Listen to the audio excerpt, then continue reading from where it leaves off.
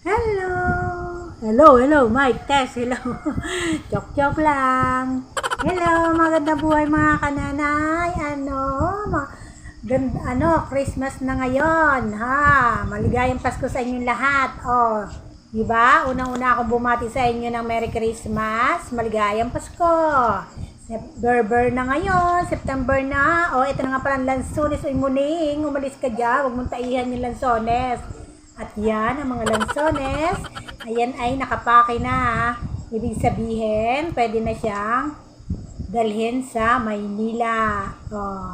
Ayan, wag niyo ng mga taihan ang mga lansones at baka maisama yan sa papuntang Maynila. Ay, sarap-sarap yan papuntang Maynila yung mga tai-tai ng pusa.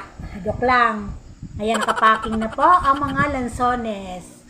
Ayan, ready to, ano na yan? Ready to travel hanggang Manila na yan, ma'am. Dadalhin na siya sa Maynila, pinapaki na siya.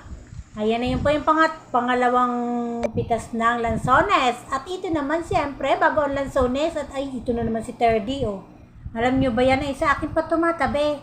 Oh, pag ako'y humihiga sa semento, yan, oh, may latag sa akin talaga siya tabi, pumapasok siya sa bahay, gusto niya na talaga pumasok dito.